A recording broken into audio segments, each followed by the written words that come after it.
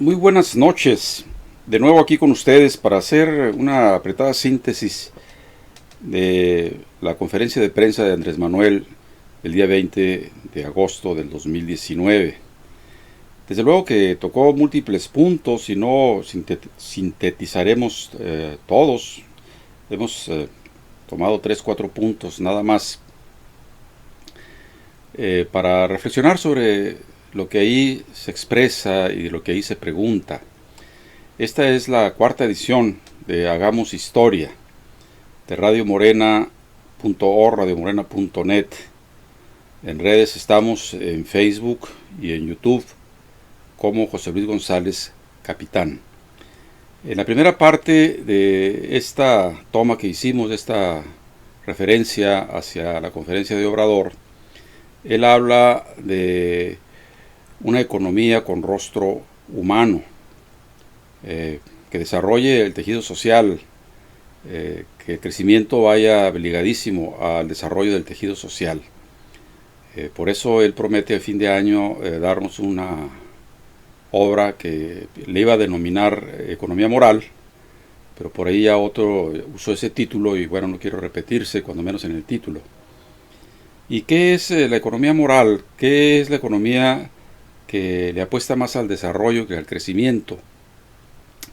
Bueno, es la economía que se fija primero en los pobres, en los más necesitados, en las regiones menos desarrolladas, como aquí vamos a escuchar en esta primera parte de la conferencia de Obrador, y al final seguramente agregaremos algunas otras reflexiones. Yo soy José Luis González y esta es Radio Morena, la radio del Movimiento de Regeneración Nacional en el sur de California. Asuma su papel de promotor del desarrollo, porque durante el periodo neoliberal se pensó que el Estado no debía orientar el crecimiento económico, que no debía de intervenir. Y esto llevó pues a desequilibrios, creció el país no de manera horizontal, pareja, fueron islas de crecimiento, regiones en donde hubo crecimiento, mientras en el resto del país, yo diría en la mayor parte del territorio nacional, no hubo crecimiento. Hubo crecimiento en el periodo neoliberal en las ciudades fronterizas, en las costas, en algunas ciudades del centro del país, pero hasta se despoblaron municipios de México, se abandonó el campo. Entonces, queremos que el desarrollo sea parejo, por eso estamos impulsando mucho el desarrollo del sur y del sureste, porque se produjo un desequilibrio, creció el norte, creció el centro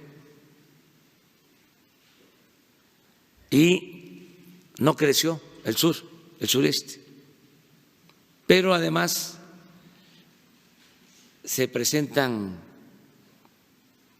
contradicciones, paradojas. Creció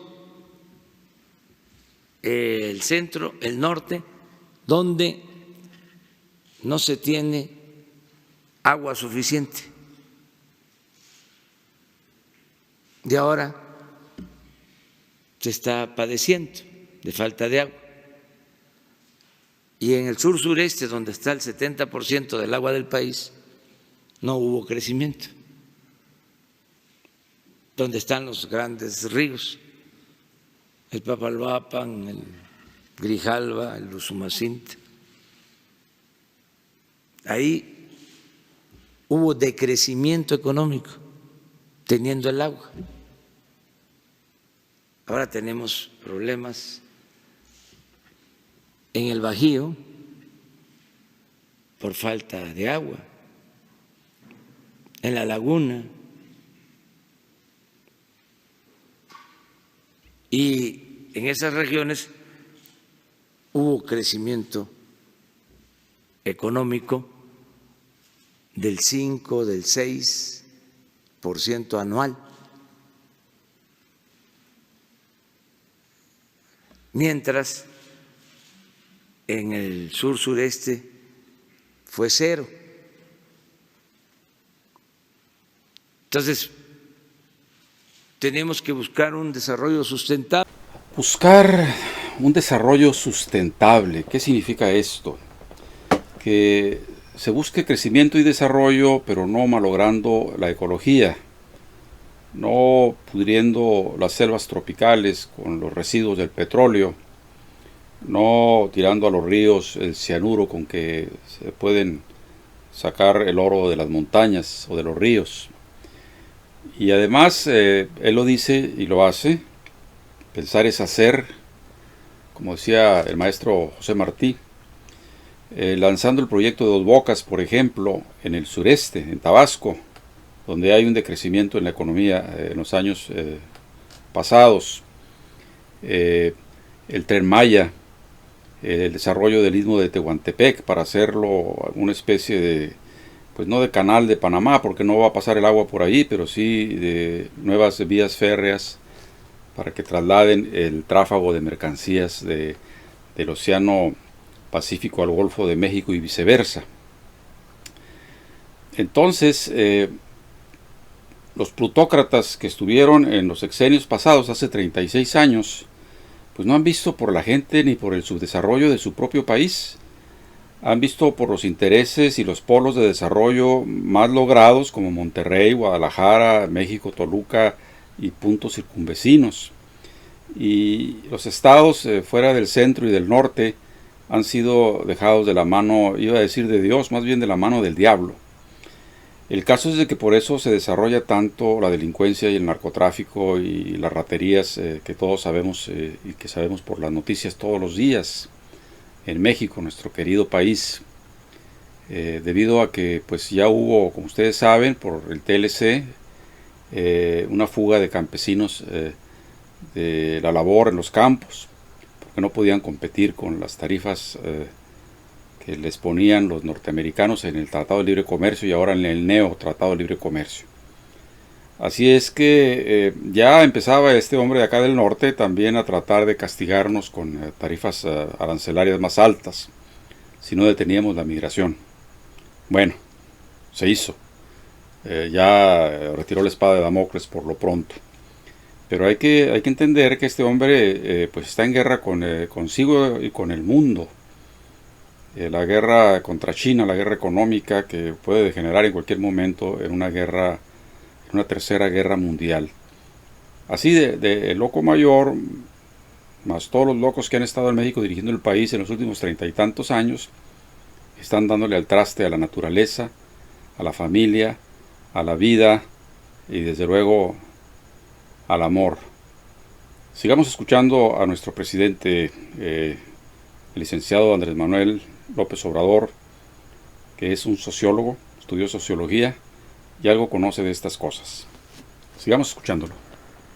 De Grupo Impacto. No es un poder de la Unión, pero es un poder, es el poder de facto, el poder eclesiástico. ¿Qué opinión tiene usted ante esta posición de la Iglesia mexicana?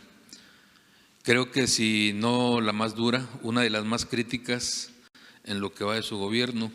No sé si se enteró de este domingo en su editorial Desde la Fe, que titula Gobierno sin voluntad de diálogo. Es la Iglesia, La Arquidiócesis Primada de México pide a los mexicanos que ni como sociedad ni como individuos, entre otras cosas, se resigne a las consultas a mano alzada, ni a mítines a modo, ni a un monólogo, ni a un gobierno que maneja de forma unilateral y unipersonal los problemas del país. Pide que se escuche a campesinos, a madres trabajadoras, a médicos, a la CNDH, a las calificadoras, a los inversionistas. Ese es editorial desde la fe de la arquidiócesis de este domingo. Ahorita le hago otra pregunta, presidente. No, pues eso sí calienta. No, respeto mucho la opinión de la Iglesia Católica y de todas las iglesias. Y no voy a polemizar. Me satisface mucho la postura del Papa Francisco, que ha estado defendiendo a los pobres.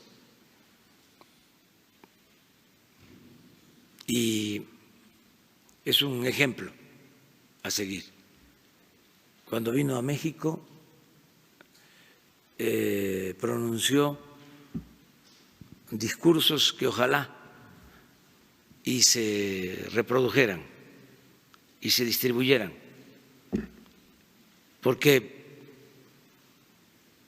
fue una visita importantísima, pero no se difundieron las palabras del Papa. Y yo no recuerdo en la historia de México que un dirigente político o religioso haya hablado con tanta claridad sobre la pobreza y sobre los abusos del poder en México. Ni en su momento el presidente Allende, que pronunció discursos importantísimos, sobre todo un discurso muy importante en Guadalajara, pero lo dicho por el Papa sobre pobreza, migración, sobre el abuso del poder, bueno, hasta habló de cómo la misma jerarquía de la Iglesia se ha olvidado del pueblo. Muy buenos discursos, homilías. Entonces, tengo simpatía por el Papa Francisco y soy muy respetuoso de la Iglesia Católica, como soy muy respetuoso de la Iglesia Evangélica, ¿sí?, de la comunidad judía, y soy respetuoso de los no creyentes. Tengo muchísimos amigos que no les gusta lo de la cartilla moral, que discrepamos porque ellos son agnósticos o ateos. Nos respetamos, nos queremos mucho, pero cada quien es libre de creer o no creer. Bueno, la Iglesia Católica tiene mucha influencia, sobre todo en los mexicanos, que es uno de los países, junto con Brasil, en Latinoamérica, que más católicos tiene, ¿no?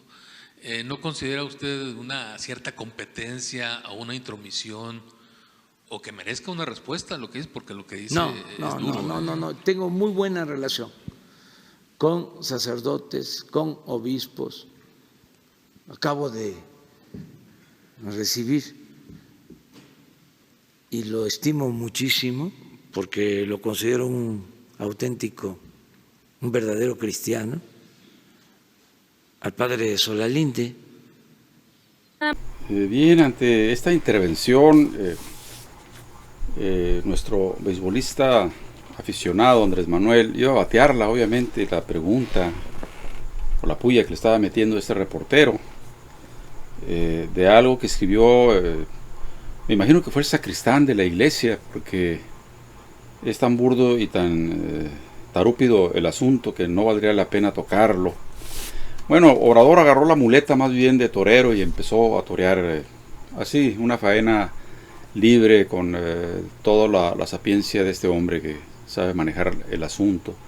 Y en vez de pelearse con las moscas se fue a hablar de su amigo el Papa, termina hablando de Solalinde, de obispos, de gente de lucha, tanto de la Iglesia Católica como de las iglesias evangelistas. Y resulta que tiene razón el periodista cuando dice que es importante el catolicismo, pues el 90% de los mexicanos son católicos. Y el Papa Juan Pablo VI hablaba de que el 90% de los mexicanos son católicos, pero el 100% son guadalupanos. Yo estoy seguro que la Virgen de Guadalupe está con Andrés Manuel López Obrador. Y entonces las críticas que le hace son torpes, tontas. Un gobierno sin voluntad de diálogo, pues sino que no hace otra cosa Andrés Manuel que salir de Palacio Nacional para recorrer el país los fines de semana y platicar con la gente. O sea, no sé si el señor sacristán pues se quedó sordo de tanto tocar las campanas de la Catedral de México, que creo por ahí vino el golpe. ¿Cuál golpe? Esta caricatura de tratar de retratar a un hombre tan probo y tan inteligente, tan entusiasta y tan valiente como Obrador, con estas tonterías, ¿sí? Mítines a mano alzada, fíjate qué curioso. En La Habana sí se hacían los mítines y se decidían cuestiones internacionales, con el millón que se juntaba ahí, cuando Fidel les pedía el voto para X o Z. Bueno, que no vayan a acusar a Obrador de comunista por hacer mítines a mano alzada. Mítines a modo, ¿sí? Como también tildan las mañaneras, que son conferencias de prensa a modo. O sea, quiere decir que ahí van ya los periodistas preparados con las preguntas que se les hacen anteriormente para que no hagan quedar mal al señor presidente. Bueno, el que tenga ojos que los vea, y el que tenga oídos que oiga, porque ahí lo que se hace es una democracia de los medios de comunicación. Que todos vayan. Un gobierno unipersonal, ¿sí? Unilateral, que trata los problemas del país a su juicio y a su modo. Falso de toda falsedad. Todas las mañanas se levanta a las 5 de la mañana para estar a las 6 en la Junta de Seguridad Pública, y en esa hora, con todos los mandos de la policía, se consulta cómo va la tragedia nacional y por lo tanto se enfoca la atención en los puntos más candentes. Eso es trabajar en forma unipersonal y unilateral. Bueno, ya también dice que el Papa Francisco ya los ha puesto en su lugar a los jerarcas de la iglesia que se han separado del pueblo. Así lo ha dicho el Papa cuando vino a México, ¿no? Les leyó la cartilla a sus monaguillos, los obispos y cardenales, el señor Papa argentino. Y bueno, pues qué cara tiene la iglesia de decir nada cuando está embarrada de pedofilia y de tonterías como esas. Así es que mejor calladitos se verán más bonitos, y allá en su iglesia los domingos tienen la libertad, como dice Obrador, de criticarlo ahí en el púlpito, ¿no? Es una vergüenza esto que pasa a veces. Él dice que no quiere entrar en el debate con la iglesia. Bueno, pues nosotros acá, los picapedreros del periodismo independiente, ¿por qué no? ¿Verdad? Sí, la iglesia allá a rezar el rosario en el interior. Ahora, que si de veras quieren hacer algo, pues que agarren la vocación del cristianismo por el pueblo y se vayan allá al campo a trabajar con los campesinos y a adoctrinarlos, no necesariamente en la religión, sino también en el abrir la conciencia de las gentes, aunque creo que sería pedir mucho, aunque ha habido padres que sí lo hacen, ¿no? Como Cardenal en Nicaragua, como Solalinde acá, y tantos otros más en la historia de nuestra patria grande. Vamos a seguir escuchando a Andrés Manuel en los últimos segmentos de esta síntesis. Más Sonora, por qué se tomó esta decisión y qué es lo que se espera de estos mandos militares, que ya algunos ya asumieron el mando de las policías municipales. Esa sería mi primera pregunta. Bueno, cuando nos los piden, cuando los solicitan, pues se hacen recomendaciones, porque hay veces que las policías municipales están tomadas, están al servicio de la delincuencia y se propone limpiar a la policía municipal, estatal. No estoy hablando del caso de Sonora, estoy hablando en general. Entonces, se ayuda en eso, tanto a la Secretaría de la Defensa como a la Secretaría de Marina. ¿Sí? Hay personal en activo y jubilados, retirados, que participan. En el caso de Sonora, tengo entendido que presidentes municipales lo solicitaron, no fue una imposición. Ellos pidieron la renovación de los secretarios de Seguridad Pública y vamos a ir para allá, vamos a estar el día 2 y ayer me preguntaste sobre Sonora, ¿verdad? No fui yo, fue otra reportera, pero también le preguntaron, sí. Sí, y sí, hoy revisamos. ¿Qué se espera de estos mandos los en datos Sonora? Sobre Sonora. ¿Qué se espera de estos mandos militares en Sonora, al frente de las policías municipales? Bueno, lo más importante de todo lo que corresponde al gobierno federal es que funcione bien la Guardia Nacional y ayudar en policías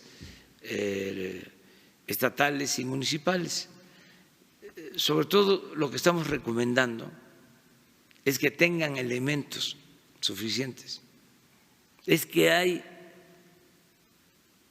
municipios sin policía, prácticamente. No hay policías, muy pocos policías. Se puso el ejemplo del Estado de México, 18 millones de habitantes y 16,000 policías estatales. Entonces, lo que estamos planteando es que se tengan más policías municipales, estatales, que no todo recaiga en la Guardia Nacional, sino que también en los… Si escucharon en mi segmento pasado un sonido raro, como de helicóptero, bueno, fue que se me olvidó apagar el ventilador de acá arriba. Pueblos sin policías, imagínense. Pueblos donde la policía está captada, o cooptada más bien, por los delincuentes, por los narcos. Los presidentes municipales solicitan al presidente que haya un mando militar en el municipio. Y no todos los municipios lo solicitan, solamente los que seguramente se ven muy acogotados. Así es que así anda el país. En pueblos donde hay un secretario de seguridad del narco, figúrense, ¿no? ¿Cómo acabar con todo eso? No se puede de un plumazo, ni en forma intransigente, lineal, vertical. Entonces, despacio que vamos deprisa, insisto yo en esta frase. Tiene que ver mucho con lo que Obrador está haciendo. Y bueno, la cifra esta que dio, que es contundente, ¿no? En el Estado de México, un lugar donde hay 12 millones de seres humanos, hay 16,000 policías estatales. O sea, ni siquiera a un policía por cada millón de habitantes, ¿no? Claro, por ahí anda el ejército también, y la marina, y ahora la Guardia Nacional. Bueno, ahí va componiendo el panorama del asunto. Pero bueno, aquí se asoma la cabeza de mi gata. Vamos a seguir transmitiendo este tipo de programas. Apenas estamos calentando motores, así que ustedes han de disculpar los desaciertos o los aciertos, festéjenlos, gracias. porque nos parece que importante, si no citar todo lo que dice Obrador en cada una de sus mañaneras, porque es extenso, inmenso, profundo. Bueno, cuando vemos algunos puntos que vayan esclareciendo el panorama. Todavía queda un segmento que lo vamos a poner, no sé si lo analice, porque es una cuestión que hay que analizarse con más cuidado, que es el formato, diríamos, de revolución pacífica que está armando el pueblo de México, en el que Obrador tiene puesta toda su fe, y desde luego nosotros también, cuando menos si no toda la fe, gran parte de nuestra fe, está en el proceso de la cuarta transformación. Él dice en el segmento que sigue que esta no es una revolución de vanguardia, o sea, donde hay un grupo de gente que tomó el poder y que por lo tanto si estos fallan, falla todo el proceso, que esta es una revolución pacífica de decenas de millones de ciudadanos, que los golpes que da la vida los van haciendo que adquieran conciencia de la cosa social, de la res social, que en griego res es república, o sea, de la cosa pública, eso es república, que vayan agarrando conciencia de la cosa pública, que no es ninguna perita en dulce, el proceso es duro, a veces tortuoso, y esperemos que la Virgen de Guadalupe apoye a Obrador, esa Virgen de Guadalupe del 16 de septiembre de 1810, a esa Virgen me refiero. Por cierto, nos invita el 15 de septiembre, en la noche, cuando las campanas suenan en el Palacio, a que vayamos a México a celebrar el Día de la Independencia Nacional. Obvio que, dice él, va a ser una especie de guelaguetza. O sea, en Oaxaca se reúnen todos los pueblos del estado y ahí cada quien lleva su comida, sus bailables, su arte. Bueno, acá en México, en el Zócalo, va a haber una gran guelaguetza, esto entre comillas, porque no es precisamente una guelaguetza de Oaxaca, sino una guelaguetza de todo el país. De todos y cada uno de los estados de la República va a haber una representación cultural, artística, para desde muy temprano, al caer la tarde, disfrutar de qué, de música, de bailes folclóricos, de todo lo que ha cristalizado en los siglos de independencia que llevamos, una independencia acotada, ¿verdad?, en estos últimos 200 años. Ya será otra la historia que platiquemos al respecto. Pero bueno, tenemos timonel y va para adelante. Escuchamos estas últimas palabras que no voy a comentar, simplemente me despido desde aquí. Nos estamos viendo, no sé si mañana, pasado, o hasta dentro de 3 días, porque no lo voy a poder hacer diario esto. Yo soy José Luis González. Véanos y escúchenos los sábados por la mañana, por redes, por Facebook y por YouTube, el programa Madrugadores de Hidalgo en Orange. Entran como José Luis González Capitán. Ahora mi radio está en stand-by. Tenemos ahí que conseguir otro programa para transmitir en vivo. Pero en vivo nos pueden ver los miércoles también a las 7 de la tarde, el programa Archipiélago Morena a través de las mismas redes. Nos vemos hasta muy pronto. Y los cambios se llevan a cabo con el impulso de esas vanguardias, no con el respaldo de todo el pueblo. Y suele pasar que si esas vanguardias no actúan de manera consecuente y se corrompen, se fracasa. Hay revoluciones fracasadas por el mal comportamiento de los dirigentes, por el mal comportamiento de las vanguardias. En el caso de México, no es un movimiento vanguardista, es un movimiento ciudadano, popular, amplio, de millones de mexicanos. Es que puede uno ir a cualquier pueblo, al más apartado, y allá hay un campesino, hay un maestro que está consciente del proceso actual. No es un asunto de élites. Por eso pueden lanzarse contra nosotros con todas las campañas de desprestigio y ya no tienen efecto, porque la gente está muy politizada. Fue un cambio de mentalidad y cuando cambia la mentalidad cambia todo. Eso es lo más difícil de lograr. Pero cuando se logra un cambio de mentalidad del pueblo, se llevan a cabo las transformaciones.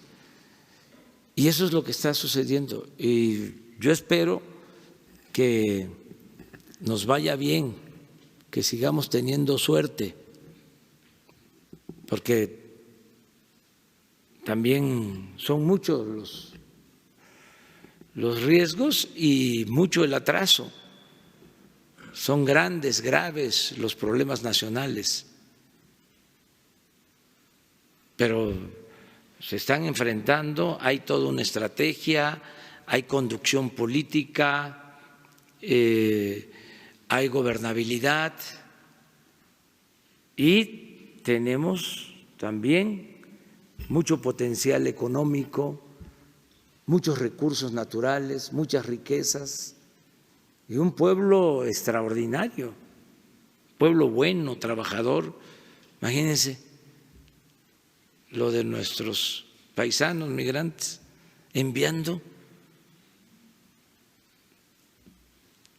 este año, según las proyecciones, 35,000 millones de dólares. Nosotros estamos destinando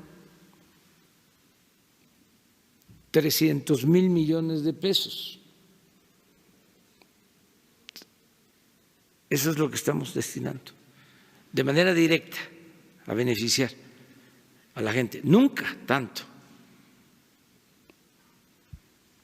Pero las remesas son más del doble